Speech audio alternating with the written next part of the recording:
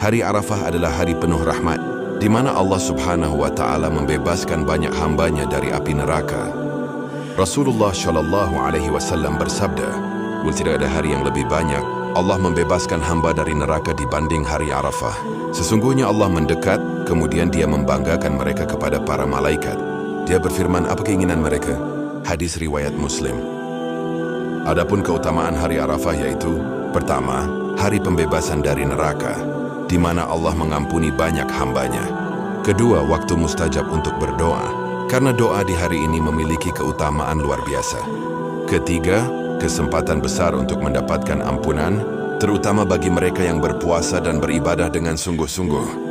Semoga kita termasuk dalam golongan yang mendapatkan rahmat dan ampunan Allah Subhanahu wa Ta'ala di hari yang penuh berkah ini.